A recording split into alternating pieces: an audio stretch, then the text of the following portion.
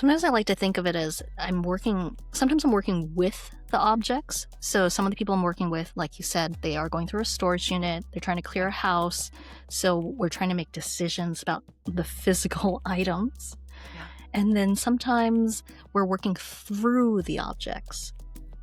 That the objects help us to access meaning that we've assigned to it, meaning that we've assigned to the action of keeping, or to the action of letting something go. Yeah. Sometimes we're working through the objects. And when I say meaningful objects, I don't even mean something that actually belonged to the person, right? It's that tin of hot chocolate, that brand that they loved. That object helps us to access a story, a memory, a meaning, right? So sometimes working through the objects. Yeah.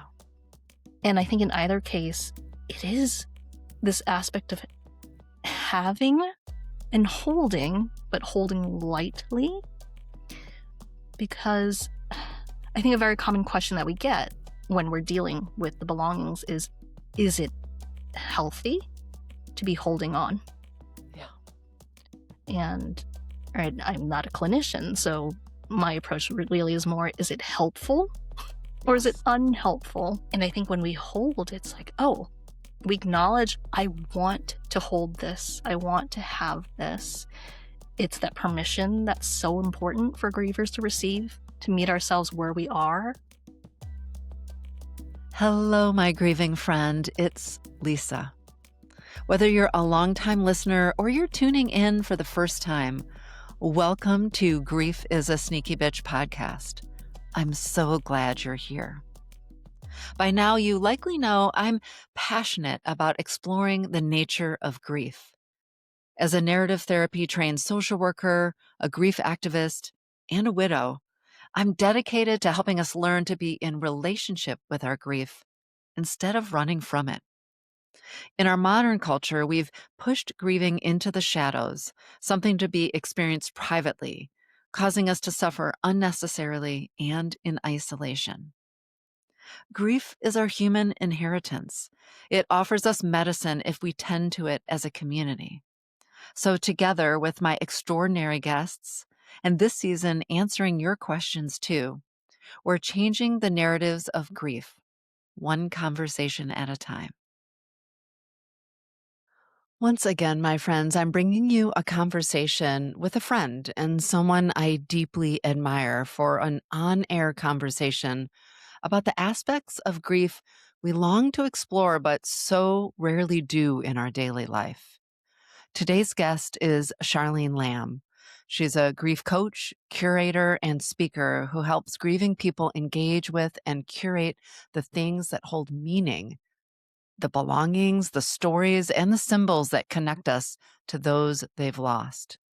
Through creativity and reflection, she guides people to work tenderly with what remains, turning the stuff of loss into the stuff of meaning. Charlene is a proud Chinese-American New Yorker, now based in Lisbon, helping people worldwide to make space for connection, healing, and meaning through creativity and curation. Just as she does in her gorgeous book, Curating Grief, a creative guide to choosing what to keep after a loved one dies, in this conversation, we explore what it means to curate the tangible and intangible left behind in the wake of loss.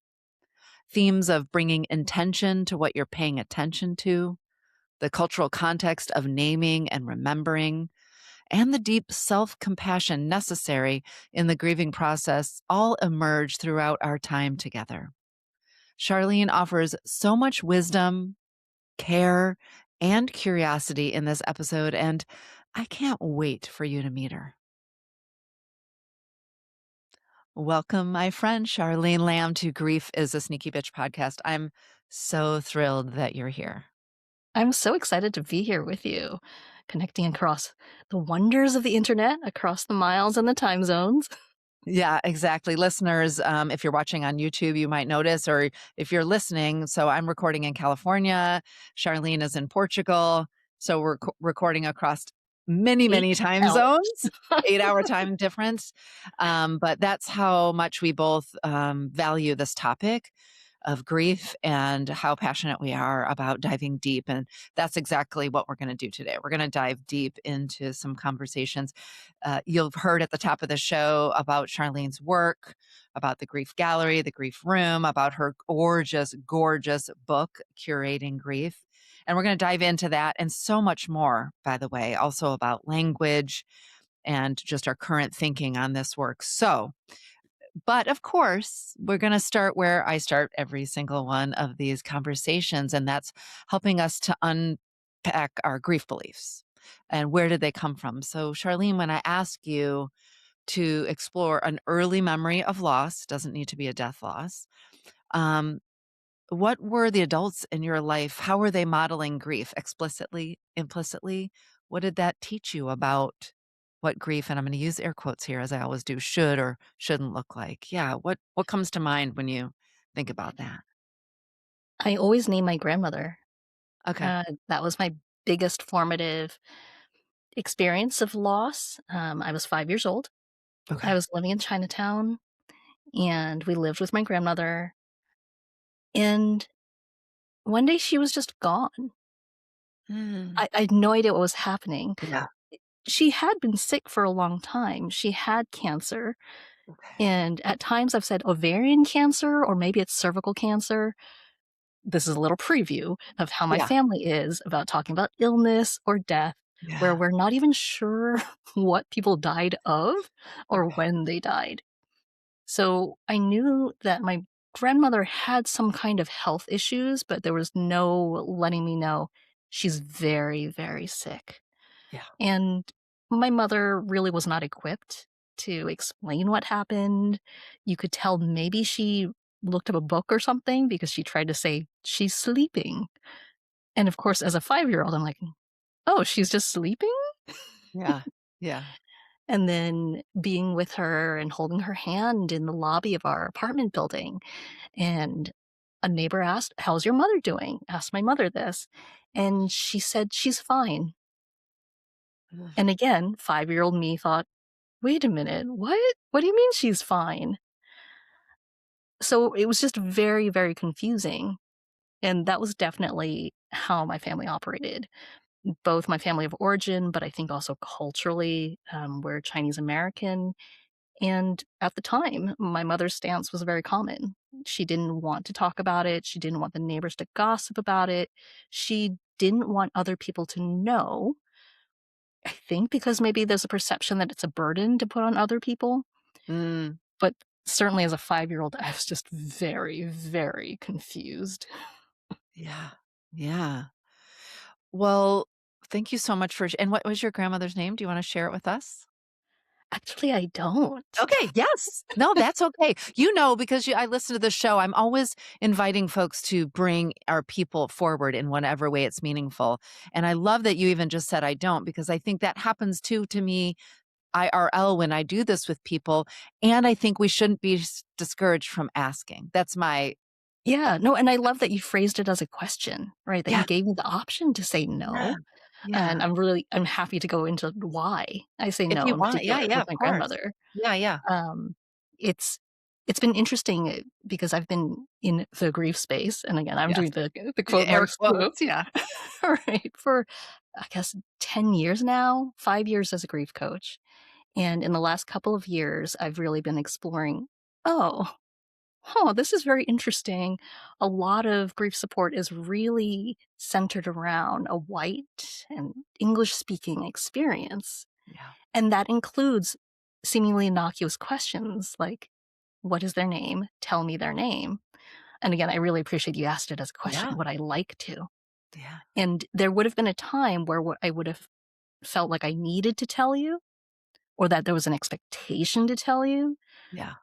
but it's been really interesting to observe for me personally why I would not want to.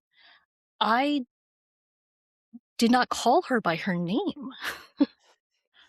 I Yeah. mean, right, I called her Paw Paw, which is the Cantonese term for maternal grandmother. So Okay. that's all I knew her as. Um, I knew what her English name was, but only because of documents. Mm. And I realized just last year I had no idea what her name was in Chinese, like, Yeah. how it was pronounced. So, I on a Wow. personal level, I'm just like, "Oh, that's interesting." Like, I don't know her by a name, I know her by what I called her. Yeah. And then on another level, I mean, with you, it's fine. Yeah. Alright. Yeah, I yeah. Lisa, I would tell you my Chinese name, whatever. I mean, I don't Yeah, go yeah, by yeah. my No, Chinese name. this is so important. Thank you for sharing. Keep going, please. I wanna know more. Well, I'm always wondering, I'm like, "Why do you want to know my person's name?" Yeah. Again, I know your heart. I know Yes. that Yeah. you're asking for a good Yeah. reason. And there Yeah. are other grief spaces where I'm just like, "I don't want to offer you my Chinese family member's name Yeah. for you to tell me, 'Oh, it sounds so exotic,' or to try to pronounce it and Yeah. have you butcher it in the pronunciation." And I'm just like, it's fine. You don't need to know." You know, Yeah. I think that sometimes it assumes an intimacy that I'm like, "Oh, we've just met." Right? I Like an don't want to go. unearned intimacy, an unearned Yes. intimacy. Yeah. Yes. Which is a weird thing that can happen in grief spaces, right? For So, sure. Yeah. but I will happily tell you my mom's name because she Yeah. died Yes. too. Yeah. No, She's but the one. I do Yeah. wanna hear about your mom, but I just Yeah. wanna pause and a couple Yes, of things. Like, absolutely. I wanna Yeah. name and acknowledge and honor and say how much I appreciate you, um, calling this to my attention, to bringing this to for the listeners to understand sort of the backdrop and the context of all of this. It's very deeply meaningful to me. The cultural context, the harm that can happen, especially across races, across culture. And also, this is my little language thing that I'm gonna, nerd out with you about coming back. Yeah. Yes, But there's language people. also there's something also that you just said about, like, you knew her by your relationship to her's name. Mhm. Yes.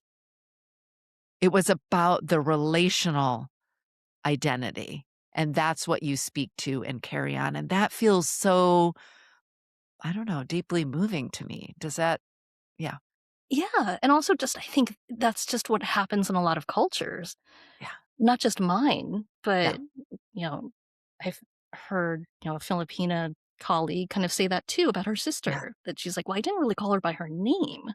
I would call her by the term for older sister." And I think that's the case across quite a number of yes, cultures.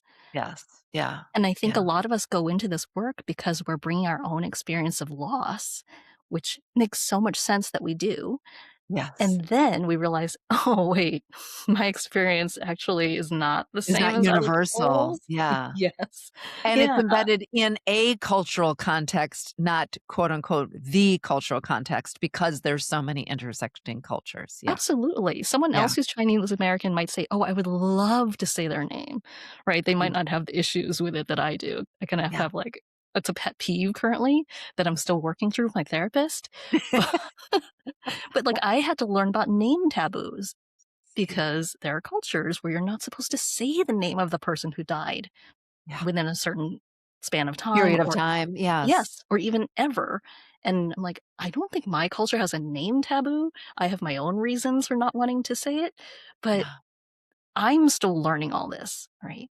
And I'm like, oh, yeah, how do I extend care to include I actually don't know anything about Yeah. this person's culture and I can just listen and learn. Yeah. Yeah. Well, that's what I'm here to do today, and hopefully our listeners are here to do that today. Thank you so much. You named this early memory of loss, and I know you just began to share that you also, experienced the death of your mom as well, and that you've been, quote, unquote, "doing this grief work" now for 10 years. So, I always as the when I'm a guest on a podcast, I always think it's such a strange question to say, "How did you go from little Charlene," or when they ask me, "little Lisa," to being somebody who identifies as, like a grief activist? So I asked this question with real understanding that the thread that you pull could look different every time. But how today, as we sit here today, would you draw that line between, or kind of what led you to feel passionate enough to be doing this work from little Charlene, Mm. knowing that there's a million and one answers? So today, what might be your answer? Yeah. All the paths, all the threads. Yeah. Well, we are speaking in late January 2026, Yeah. and my mother died 13 years ago this month. And their January holds her birthday, it holds the day that she died, and it holds the official date of her death because that's not always the same. Yeah. Uh, so it really was losing my mother. January 2013, she died very suddenly from a stroke. It was one of those things where no one knew she was sick. She didn't even realize that she had developed this blood disorder, and she Okay. had a stroke and was just gone. And navigating that period, the practical, the emotional aftermath, the shock, the, "Wait a minute, she has a house. What do I do with her house?" And all the Yeah. belongings that she left Yeah. behind. Navigating that is really what brought me to this work, Okay. wanting to help people. But also, I'll also name her evolution from who she was when I was 5 years old to who Yeah. she was when she died. I always have to look back and think, "Wow, okay, a lot of credit to my mother because she had an enormous evolution in that time period as well." Okay.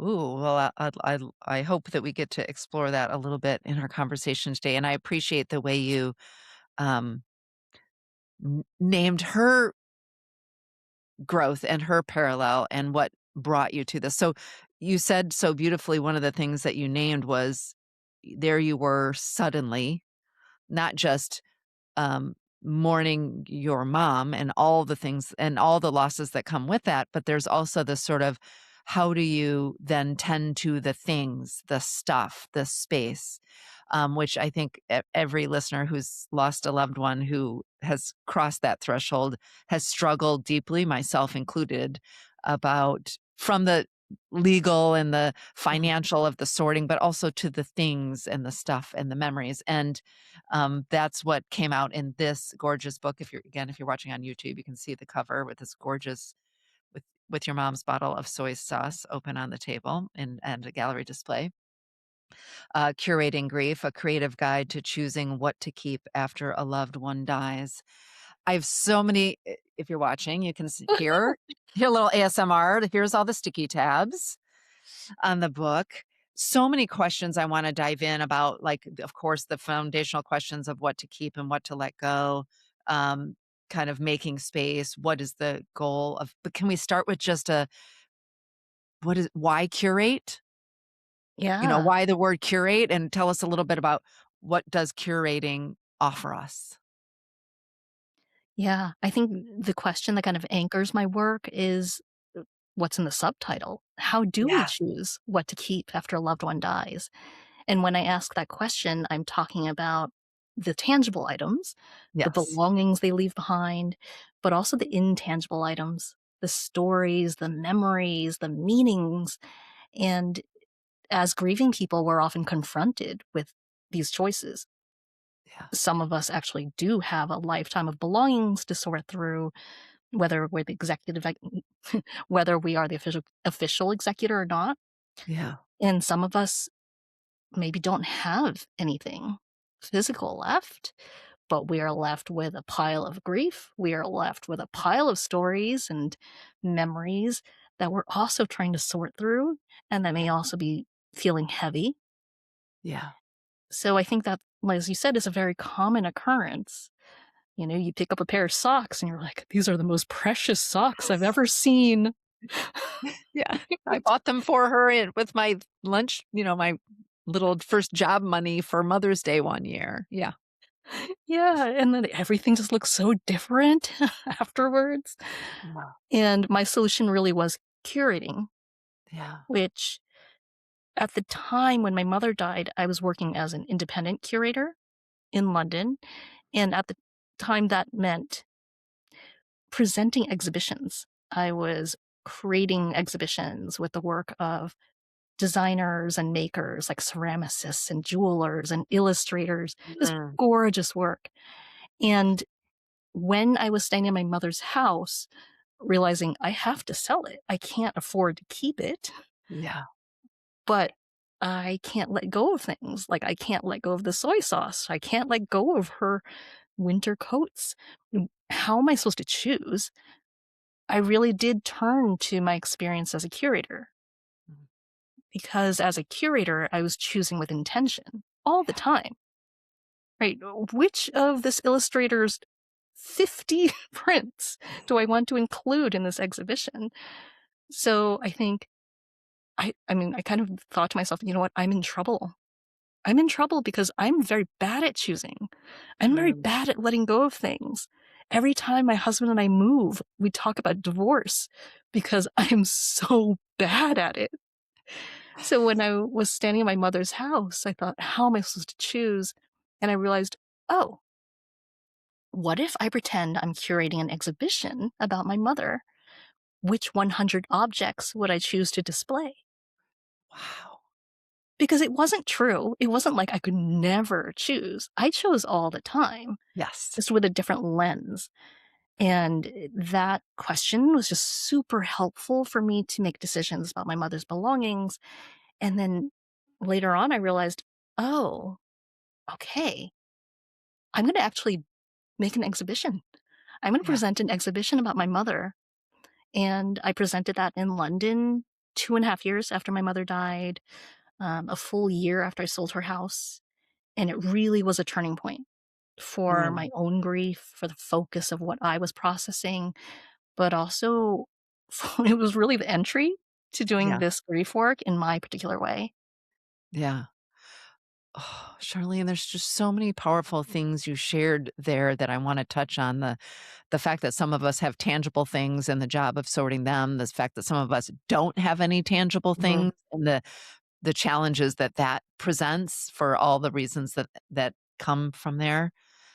And I wanna name the sort of power of this word that you chose, curating, of course, because of the career that you had, but you know I'm a word nerd, and I love, the power of language, and you said something there I wanna mirror back. We're always choosing.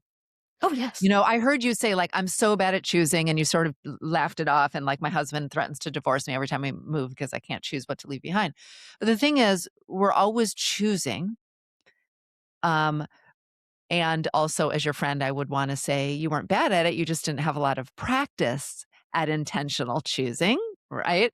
Um, and it's really about that, and intentionality, bringing intention to where what we're paying attention to, that kind of mindfulness, for me, has been instrumental in my own personal grief and in my work of others. So I love that curating is around this intentionality around what you're paying attention to. What Yes. surprised you about for you personally? I wanna get into the book and the stories that you share and even some strategies that our listeners can take, but is there an object or an experience during your own curating of your mom's 100 things for this exhibit that surprised you? Either something you decided to keep or something that you didn't decide or just a reaction to the process? Yeah.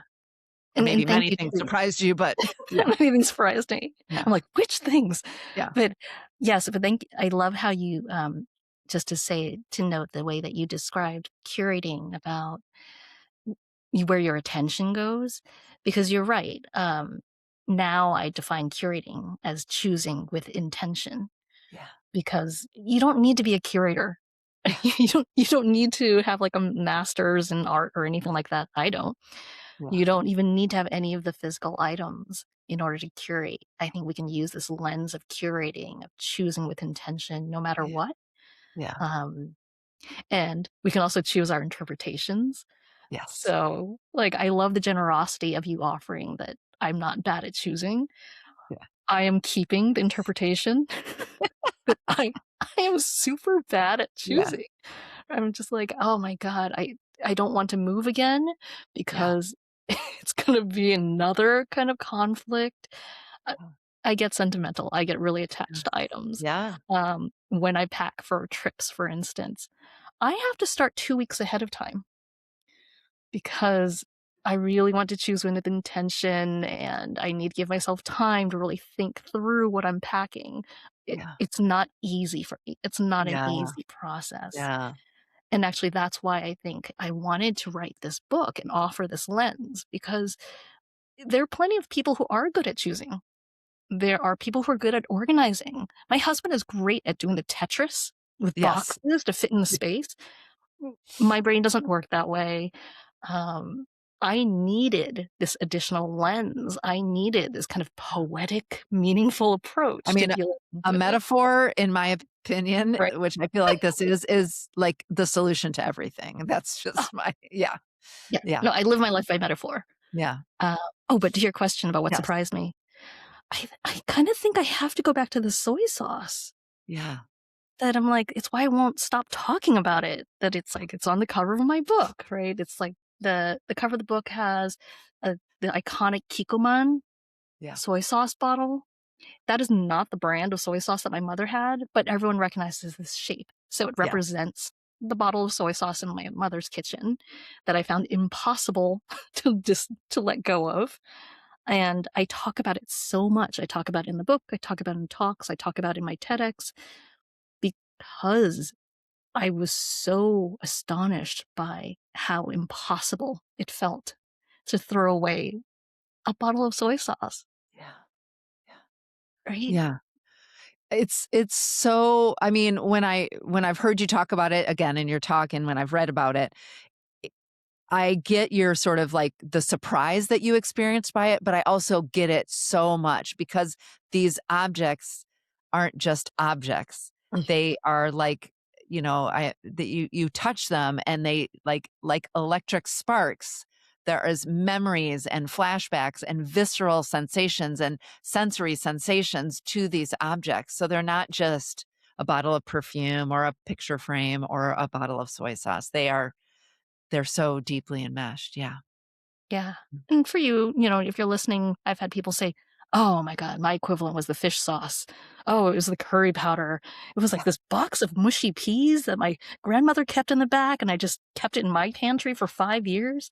yeah, I think with food items especially, people can very quickly understand, "Oh, yes, there's the physical item that seems to mean nothing, that means the world, yeah, and it speaks so much potential to heritage, and maybe that person that you lost was your connection to that heritage." So yeah, it really was the soy sauce that just yeah. it startled me. No, it's so meaningful. So we've started to we know your sort of approach to curating, and we've started talking about, uh, in some ways, just from a practical standpoint, how curating maybe interrupts the sort of frozen state that many of us feel when we are faced with this challenge of sorting. So there's just sort of like the practical, oh, okay, Mm, I'm going to reframe it to this way. But in your book, in one of the chapters, you talk about sort of the why curation, and you go through a lot of really helpful sort of like what does it offer us? It offers us a chance to see, feel connected, meaning making. What are the themes the theme that for me felt they were all meaningful, the sort of what we get out of curating. And again, know we're going to touch on even when we're curating when we don't have things. So are we curating photographs? Are we curating letters? Are we curating reinventions of things? The theme that I found really powerful, or theme is the wrong word, the um, benefit really of yeah. curating Okay, I wanna hear what you was reclaiming agency. yes. Because as I've talked about on the show before, I've written about in my own darn book, is I think so much of our struggle, our suffering, the fear and the anxiety that comes in the wake of a profound loss is around this sense that we lack any kind of agency, both to prevent their death, for instance, but also just the flood of emotions and the experiences. So, what did you learn, or what do you want us to know about curating as a way of reclaiming agency? We'll be right back with more of this beautiful conversation.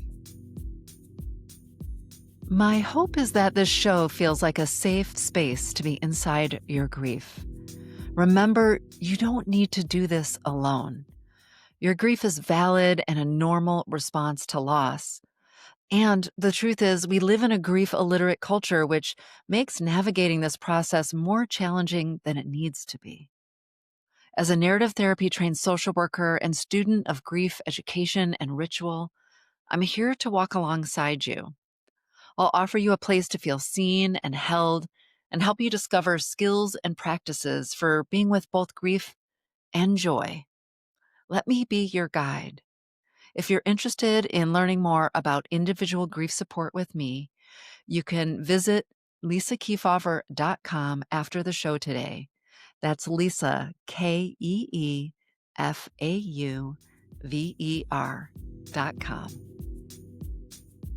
Yeah. I finally picked my word of the year for 2026. Yeah. What do I mean finally? It's still January. Yeah, I know. There's a lot of self-judgment in there that I'm glad you caught and are fixing. Yeah. Okay. And my word is reclaim. Yeah.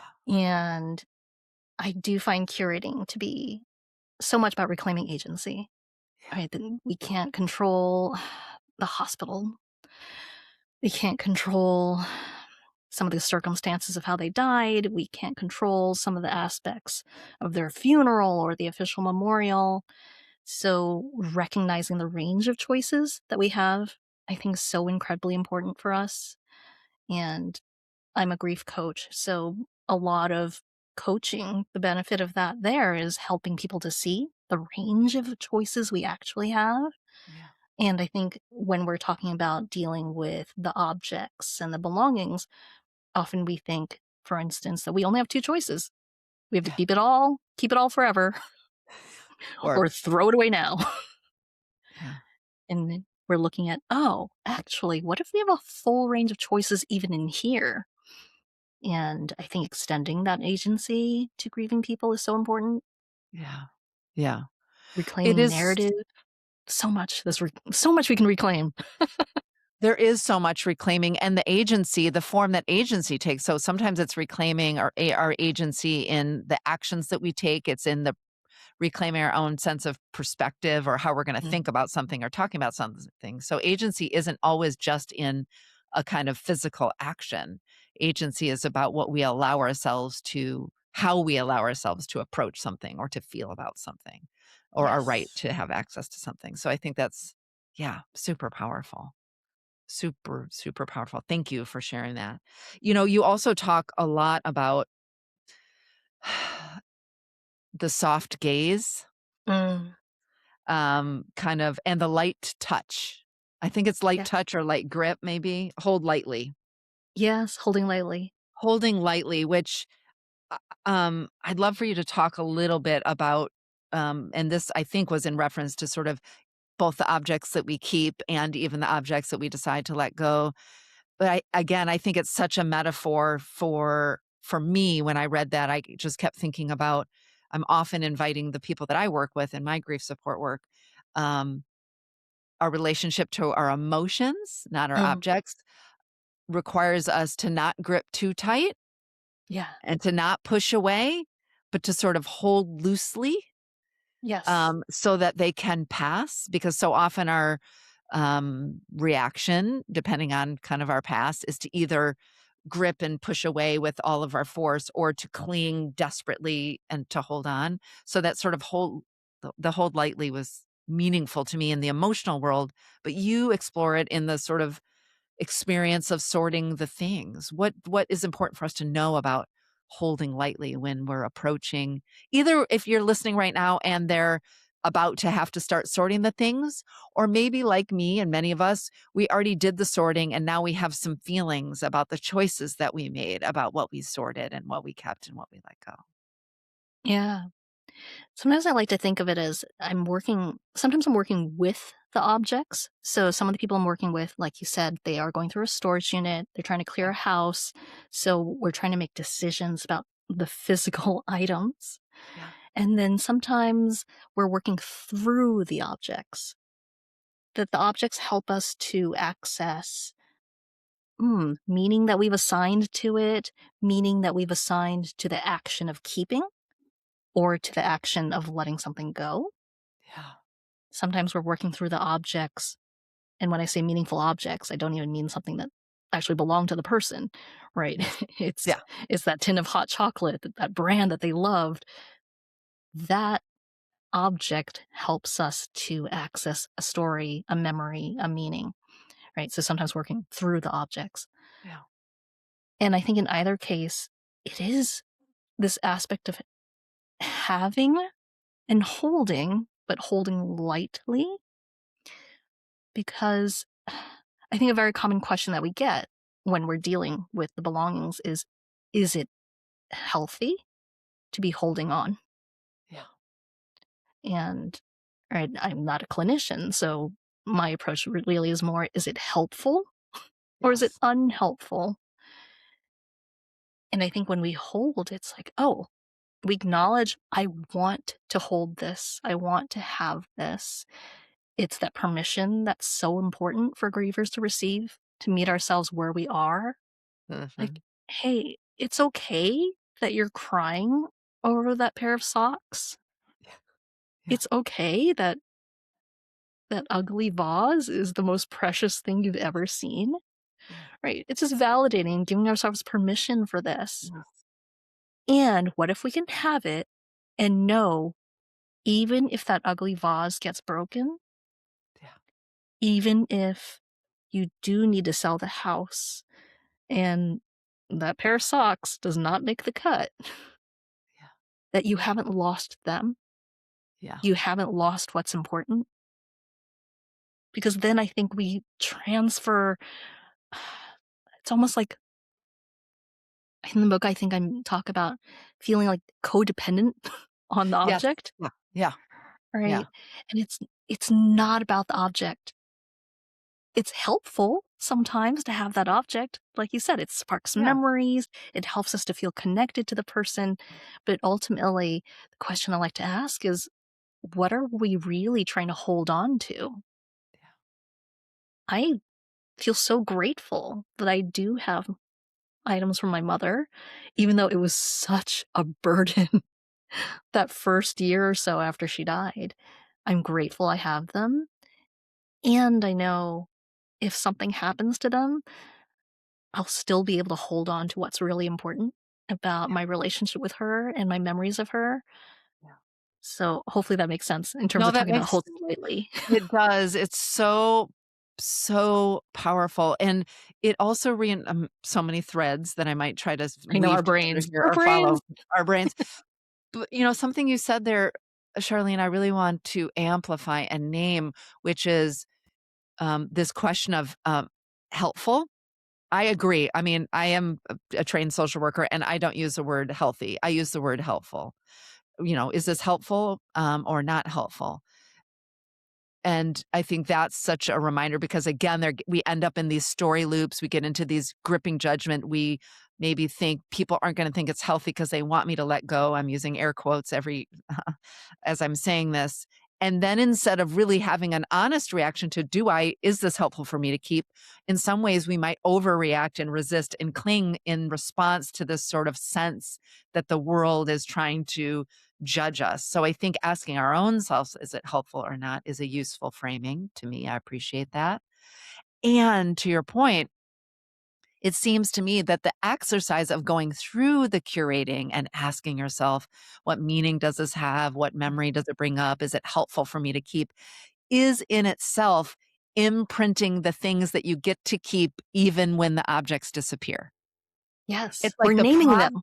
the process of bringing intentionality, of curating, of connecting with the stories is kind of imprinting all of that value internally so that if 3 years from now you decide, I don't need that pair of socks or I don't need that bottle of soy sauce, I've brought the meaning of that, the connection to this person internally just by going through this process that you offer. Is that Yes. resonating? Yeah.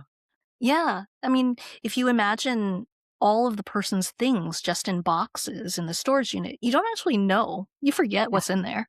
Yeah. It's just a jumble, right? You haven't chosen anything, you haven't looked at anything. It's a jumble of stories and memories. When you can bring yourself to actually make some of those intentional choices, we are surfacing oh, that's important to me. Why is that important to me? And Yeah. I love how you've just named that, Lisa, of saying, like, oh, that's a way for you to name, voice, tell the story, reinforce the story for Right. ourselves and for other people. Yes. And if we don't ever get to that point of being able to look at the whole jumble and make some of those intentional choices, the way that we remember our people, it's also just a jumble, right? Yeah. We remember them in the hospital, we remember them getting sick. That's all mixed in with the ways we want to remember them. Yeah. Yeah. And I find that when we start to untangle that and to give ourselves space to really sit with, wait, why am I attached to that vase? Oh, what's the story that's associated with that? Oh, those are the memories that I see attached to that. Oh, which ones do I want to spotlight? Which ones do I want to reinforce? Yeah. That's, I think, the really magical part of what happens when we curate. Yeah. I'm really fascinated by what happens for us emotionally and mentally and just, in our brains when we curate, when we choose with intention. I'm obsessed with this question too, so much. And I think the kind of long tail ripple effect of what is happening is, I imagine, quite profound. Like there's what it allows us to hold in the moment, how it allows us to carry the weight of our grief in this moment, in the moment in which we're walking through that activity of curating, and the kind of long tail impact it has on our ability to tell and retain stories, to keep our connection and make meaning, the capacity it allows us to continue to carry the weight of our grief over time because we will be with our grief. We will be companioning our grief um, long into the rest of our lives. Y- Charlene, there's a question that I've been thinking about, and actually, I've even talked about with some of my clients recently. Um, and that is this question of timing. Um, we were just talking about timing in the essence of how curating our loved ones' belongings, the sort of metabolic, emotional, long-term effect. And also, I think we often have this story of I have to do it right away, or I can't do it right away, or there's something wrong with me if I do, or I'm going to make these decisions and it's going to have this long. I mean, I had to move within less than a year after my husband died for financial reasons too.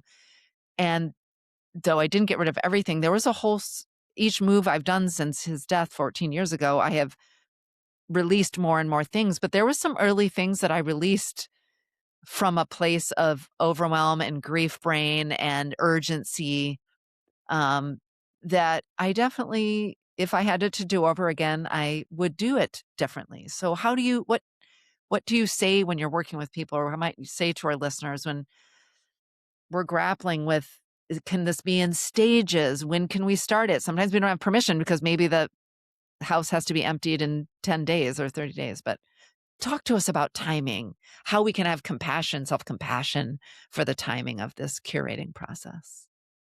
Well, the circumstances can change so much, Yeah. right? They can range so much depending on who we are, what's the context. Do you have to move in a year? Do you have to move in a week? Yeah. Right? That happens too. So it's not always ideal. I think we know that as grievers. It's Yes. often not ideal. Hey, will you throw a party about your person even though Yeah. they've just died? Yeah. Uh, will you summarize their life even though you're reeling from their death? Yeah. Yeah. And sometimes we need to make these choices. I like to think of it with metaphor of a storm Okay. that sometimes, when we talk about acute grief, sometimes we are making these choices in Yeah. acute grief in Yeah. the first couple of weeks because maybe they were in assisted living, maybe you can't afford to keep the place. You need to make some of these choices fast.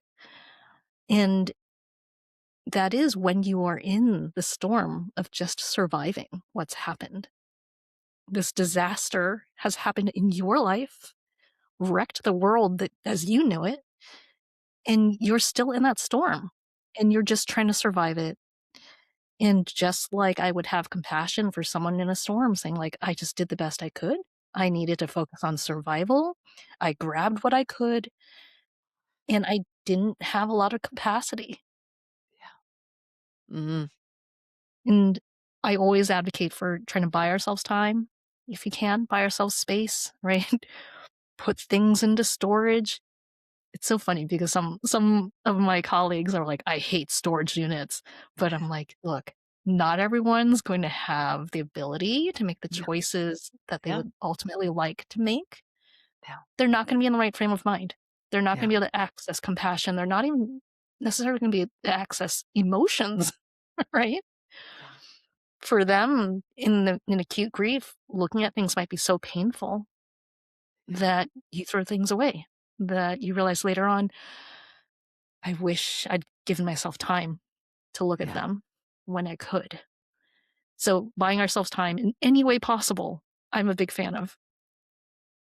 But ultimately having that compassion and saying, "I was in survival mode," yeah, which for me looked mostly like shock and mostly yeah, just, I'm going to focus and do the things because that's how I know how to process. yeah, And then after the storm, then what are we doing? We're going to look around and kind of take account of what's happened. yeah, We're assessing, we're saying what's left over. What happened? How am I processing the reality, this new reality? yeah, What are we capable of doing in that moment? Right? yeah. Are we getting help? Hopefully, a lot of help in Yeah. different forms, which might be Yes. family, which might be friends, which might be professionals. And then later on, later on, really, are we rebuilding and Yeah. reconstructing? Yeah. And I think Ooh, sometimes, right? Because that's I think powerful. sometimes when I think people hear about curating, you might think, I'm not there. I can't imagine getting there. Yeah. And that makes so much sense. Curating is in part about making meaning. It's about making intentional choices. And if you're in survival mode, if you're stunned because you've just gotten out of survival mode and you don't even know how you survived, I'm not going to task you with trying to make something beautiful or to like Yeah. find purpose or to make Yeah. meaning, right? You use this lens of curating in the way that it's helpful for you for what Yeah. you need to do in this moment. For some people that I work with, they really are working on a tight deadline to get the Yeah. house emptied. And in that time, we're really looking at the hope and the plan for future curating. Mm. Mm. I am in survival mode right now, and that is okay. That is okay.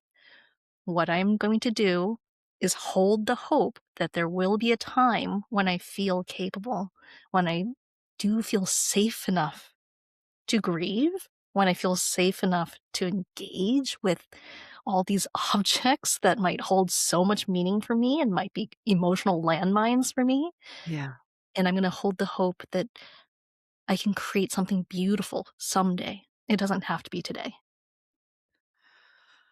Charlene, wow. That's so profoundly important, such a powerful reminder to each of us of the sort of nonlinear, amorphous, tender, evolving experience of our grief. And that sort of early on, that sort of, I say that all the time, like when people sort of are maybe coming to the next phase of their grief and they're like, I don't even remember this last year. I was in shock. And I just say, like, can we hold our hands over our hearts and say thank you to our bodies and our nervous systems for shock and whatever it took to allow us to bear the unbearable in that early time. And now might I be able to tend to and notice and observe and witness?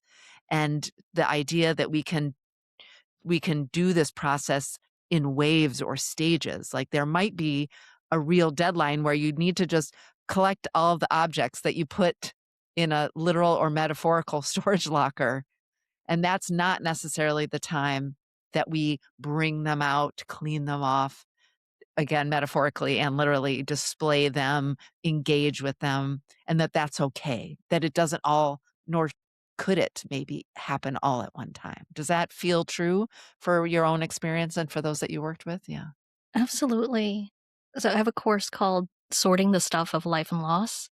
Yeah. It's in partnership with What's Your Grief? Yes. You had the co-founder Lisa Yes. on last year. Um, and it really is that allowing ourselves and seeing ourselves with soft eyes, as you mentioned earlier, having Yeah. compassion for ourselves wherever we are in our grief. When I was writing the book, having that a conversation with Lisa and with other people in the grief space was so helpful because grief therapists, social workers that Yeah. I admire you all so much. Yeah. And hearing you say, I still have things. Other people saying, no, I kept a storage unit for like 10 years. Right. It's normalizing, oh, of course we weren't capable of doing it at that time. Of course we had no energy left. Yeah. And yes, it's a privilege to be able to pay for a storage Yeah. unit.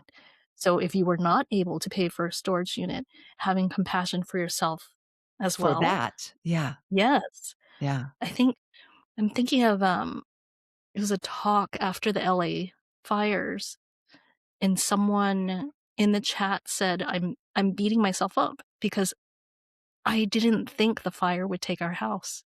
Mm. So I didn't keep anything that my daughters would want. Yeah. And I think there's so much about choosing with intention how we see ourselves at that particular point, Yeah. right? Yeah. What were you choosing at that time? Yeah. And I offered her the lens of, what if you were choosing hope? Mm. Is that a kinder way to kind of see yourself at that time? What were you choosing at that time? We'll be right back with more of this beautiful conversation. Now, as much as I love hosting this show, and I absolutely love it, what I love perhaps even more is being with grievers, both online and especially in person. Throughout the year, I'm grateful for the chance to offer grief support to individuals, bring grief education to organizations creating grief-smart cultures, and inspire audiences at large events like TEDx and Endwell. And all of that happens because of listeners like you. As we head into 2026, I'm really excited to share that I'll be offering more events and retreats. And what's top of mind for me today is a beautiful week-long retreat I'll be leading this April, where your sorrow will be held and witnessed through sacred practices in the healing embrace of the natural world at Wilcatica in the heart of Peru's Sacred Valley. You heard me right, Peru. The retreat is for individuals, couples, even small groups seeking a tender holding space for their sorrow. And it's open to all forms of loss, personal, community, even collective grief. There are still a few spots left, so if you'd like to learn more and reserve your spot, visit lisakeefauver.com after today's episode. That's Lisa, KEEFAUVER.com.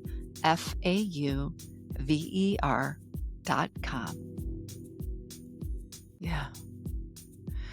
Such a powerful reframe that you offered that individual. And I hope folks listening, if they've had to make choices about objects and things, whether it's from something like a fire or for whatever reason, that we tend to ourselves with the kind of same kind compassionate lens that we would, I always say, excuse me, would you talk to your best friend with that mouth? So how would we look at ourselves with kindness, and also to remember that we're often coming from a place of the choices we would make in this moment, in safety, in when our brains are back online, when we are more regulated, we're using that lens against ourselves at a time when that wasn't the circumstances of our lives. And that's Yes. just an unfair expectation that we have. And I want to name too, it's not just that we have these internalized. Sometimes there's the very real external judgment and Oh, pressures from other people, from systems, from institutions, explicitly and implicitly judging us. So I also want to name I'm not trivializing the sort of force for which we're defending ourselves against this judgment. And, Yeah, and, and we do not have control over that external judgment. All we can do is decide what we want to do with it. And again, back to this question of helpful or not, is this self-criticism or self-judgment about the choices we did or didn't make in a time of the storm, in a time of deep, deep, acute grief, helpful or not helpful? Helpful or hurtful? And if the answer yes, is hurtful, which self-criticism and self-judgment, the answer is I'm gonna go with 99% of the time, it's not helpful, then how do we then use that softened eye or softened gaze? Yeah. absolutely. And absolutely the external judgment, sometimes stated out loud, Oh, right? I for had sure. the internal judgment of I was a bad daughter for multiple reasons. Mm, And then some of my clients who, oh, quite a number of them are also Asian American, yeah, their family members have told them outright, "You were a bad daughter." Right, so yeah, it's not uncommon, especially in immigrant families, to actually get it named and to have people saying like, "Hey, I'm labeling you this way. I'm yeah, interpreting your actions this way," which, I mean, adds so much more to what a grieving person might be carrying. yeah, And you're right, where we can't necessarily change their minds, yeah, but just as we inherit so many things, just because we inherit that label, it doesn't mean we need to keep it. We can yes, also choose with intention. How do we want to interpret our actions? How do we want to interpret our relationship? And like lately, I'm really fascinated by the role of interpretation. Because as we've been speaking about, there's so many ways to interpret what we did. There's so many ways to interpret an object. yeah, Right? Well, soy sauce might mean nothing to you other than like a delicious meal, means everything to me. yeah, And I think being able to look at the objects in this way and seeing, oh my gosh, there's so many different ways to see and interpret this item, I find helps us to look at that role of interpretation yeah. in the rest of our lives as grieving people. And yeah, so Including the spending a lot including the of time. judgments, including the Mm, judgments that we mhm. receive.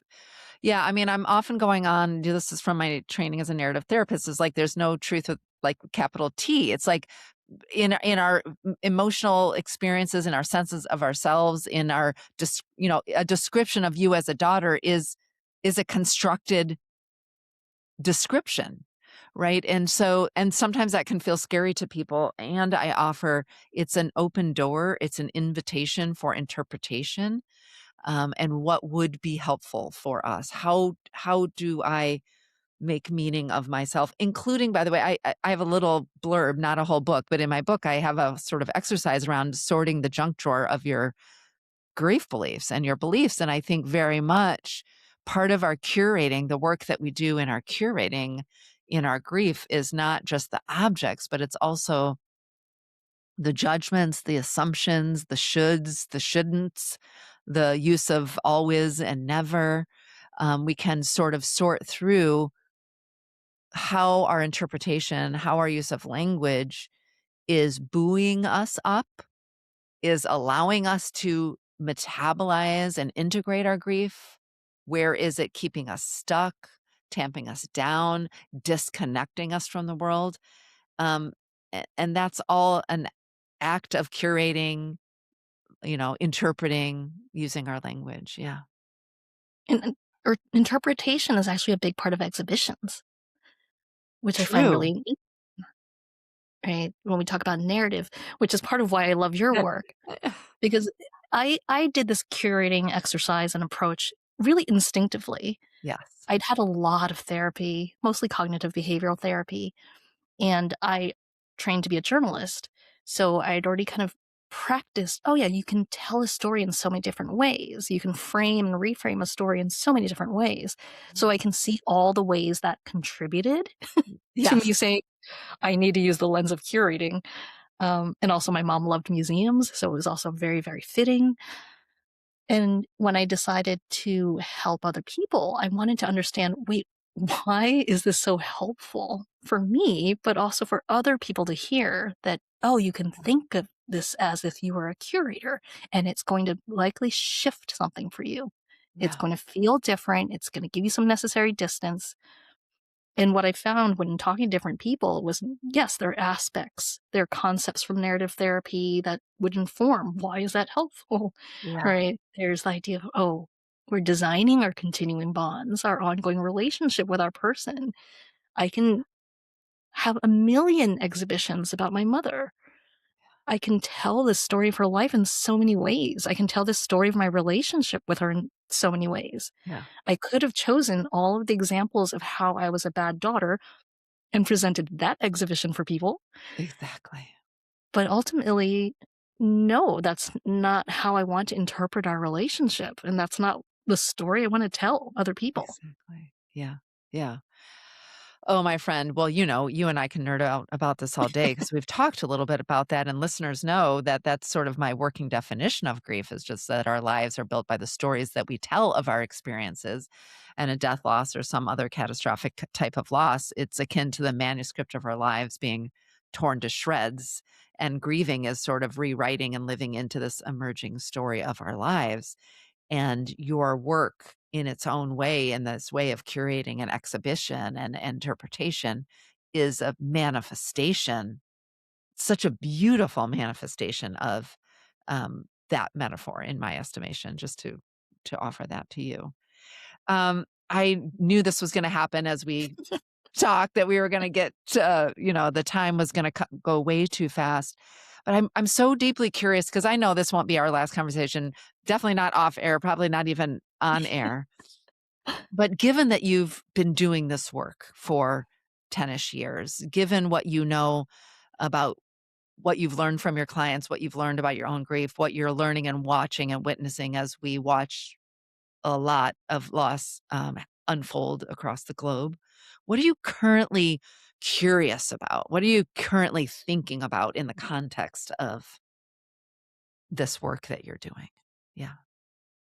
I think I've always kind of said I'm quite agnostic when it comes to grief support. Okay. Yeah. That I think the only thing that I've always been very strident about is saying we need to make space for grief Yeah. eventually. And that can look like in a number of different ways. And I think right now I'm very much in learning. I'm observing, I'm learning. And I think what we're seeing, I mean, I'm American. Yeah. You're Yeah. American. Yeah.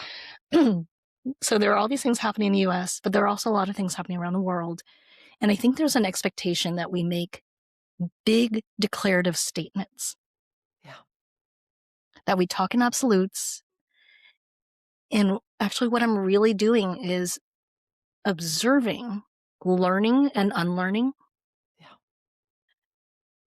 Even thinking about, so I live in Portugal now, and at the start of us talking, I was saying how, oh, like grief support is very focused on English speaking. It's Yes. cultures, and it's very focused on,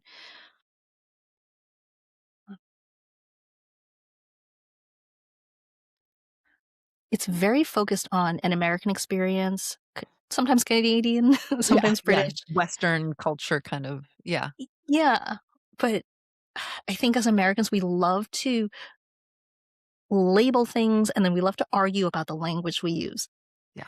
which I know, like, we're both language people, right? We don't like the term grief recovery. I No. totally agree Nope. with that, Yeah. right? And I find that as Americans, we really like to argue about the details of what we call things. When in Portuguese, I don't know that we actually have a separate word for grief versus mourning. Mm. So I remember Mary Frances O'Connor, when she was talking about translating her book, The Grieving Brain, into Spanish, saying, I had to take a step back because in Spanish, there isn't necessarily a different word for grief versus mourning, grieving versus mourning. Whereas in discourse in the US, grief Yes. spaces, we love to argue with each other about like, you need to Yeah. say died, you need to say passed, you need to whatever. Yeah. Grief, mourning, is it which one is it? And I think luto is really more about mourning rather than grief. Yes. And I realized I don't even know how you say grief in Chinese, right? And I don't think there is actually a word. There are some words that describe it. Yes. I had to go Google it, and I think someone on Instagram posted about this exact question. And it's realizing, oh, I don't know what the phrases are. Oh, the phrases that they would use might seem really cold through Western eyes. Yeah. That it is, I think the common phrase is something about like being strong. And I'm like, huh, okay. Through Yeah. Western eyes, I might judge that, but there's so many layers there that I don't understand. And it's Yeah. been a lot of peeling back layers. When I told the story at the beginning about how, as a 5-year-old, my mother didn't know how to hold space for me. She didn't know how to tell me about my grandmother dying. When I was a teenager, I was very angry at her for that. I really felt she let me down. And now as an adult, I can look back and think, oh, she was protecting herself. Oh, Yeah. her father died 2 years, I think, before her mother died. I don't think she got much grief support. Yeah. My grandmother lost 2 children. I doubt that she got grief support. Yeah. There were all the stories in my family of, well, we were living in this place and then the Japanese invaded and then we had to flee. I don't think they got grief support. No. Right? So it's like, oh, there's so many layers to unpack. And then as an American, as a Chinese American, realizing, oh, I don't know the history of my country. Yeah. And I don't actually know the history of Chinese Americans. I didn't learn about the Cultural Revolution until I went to Berkeley and took a Chinese history class. Yeah. My family members had never told me about the Cultural Revolution, Yeah. and I was angry at them. And I said, why didn't you tell me anything? Why didn't you teach me Chinese? And of course, now looking back, it's like, oh my gosh, there's so many layers to that. Yeah. There was trauma. I had family members that experienced the Cultural Revolution. There's the expectation to assimilate, right? Yeah. They're looking for me to succeed. What does that look like? Not speaking Chinese. It looks like speaking English without an accent. Yeah. And there's so many layers I'm just peeling back now of saying, like, oh, wait, why aren't Asian Americans speaking up more? Hmm. Well, let's see. If we look all the way back to the Chinese Exclusion Act of 1882, that there's a long history of not speaking up and staying safe by speaking up. Is that right? Yeah. I don't necessarily think it's right, but I can see it from a different angle. Yeah. In the same way that we can see objects from different angles, we can see ourselves from different angles. I just think when we talk about grief and loss and all that we're experiencing, there's so many layers to it. And I feel like I'm rambling a little bit, No, you're not. but I hear, Charlene, such deep, well, again, another thing we have in common, such deep reverence for curiosity, Mm, for sort of being in the liminal spaces around knowing, for allowing yourself to stay open to sort of the curiosity. And I also hear a lot of deep um compassion for your mom, for your family, and an invitation for all of us to yes, maybe grow, maybe, we talk about intergenerational trauma, and like it's our job to sort of heal the parts that we can heal, or to help ourselves shift maybe coping strategies that don't work anymore. mm, And we don't get, and your curiosity and your learning is such a beautiful example, a reminder that um, our tendency is to judge those people from what we know now from this lived experience. And I hear you saying, I'm trying to embody what it must have been like and understand the context from from their lived experience. Does that feel like a fair Yeah. reflection? Yeah. And thank you Yeah. for offering that, like, that generous interpretation too. Yeah. Yeah. I think part of it is thinking, oh, I think a lot of us are thinking, how do we navigate the world right now? Yeah. How do we move through a world that's experiencing so much loss on collective levels in different countries? And we're still carrying our own losses and processing our own losses. Yes. I kind of think back and think, oh, losing my mother helped to prepare me for these times Yeah. because losing my mother and learning how to look at myself with compassion, how to access compassion for her, how to see things from different perspectives. I think How to pay that's attention to what matters. pay Yeah. attention to what matters, know that things change, know that I don't need to know everything, Yeah. that I don't Yeah. need to be the expert on everything, Yeah. that I can get things wrong, Yeah. that sometimes observing and processing and taking my time to do that is actually the best approach. I think that major loss and that grieving is really teaching me how to live and love, lose again, Yeah. right? And to love again, because I think we're all going to experience more loss Yeah. personally and collectively. So, how can we learn to lose and to grieve and to love again? So, that's me currently being philosophical. That's I where my think head's that at now. well, that's the place that I'm in as well, so that feels like a perfect place to close this conversation Mm. for this episode of Grief is a Sneaky Bitch podcast. Charlene, my friend, thank you so much for honoring us with your time and your wisdom and your heart, and just so appreciate you. Oh, I appreciate you. I didn't even swear, I don't think. I mean, here's your chance, listeners. Do you want to hear Charlene swear? No, I'm just It's kidding. alright. Only when I'm feeling it. Yeah, well, maybe we'll come back for that one. All right, everybody. We'll see you next time on Grief is a Sneaky Bitch podcast. Bye. Bye. Well, my friends, I hope you learned as much as I did in this episode. From the importance of not assuming your cultural approach to grief is the same as others, to the need to bring intention, curiosity, and compassion to the interpretation of the objects and stories that remain in the wake of loss. Check out the show notes for today's episode to learn how to connect with Charlene Lam to help you do the same. Thank you for spending this time with us, and I hope you learned something new, felt seen, or acknowledged in your own grief. Or maybe you just feel more equipped to show up for someone grieving the death of their loved one, too. Either way, if you loved this episode, we'd so appreciate it if you took just a few minutes to head to the Grief is a Sneaky Bitch show page on Apple Podcasts, leave a 5-star rating, and write a review about what the show meant to you. Until next time, my friends, I see you, I hear you, and I'm holding you in my heart.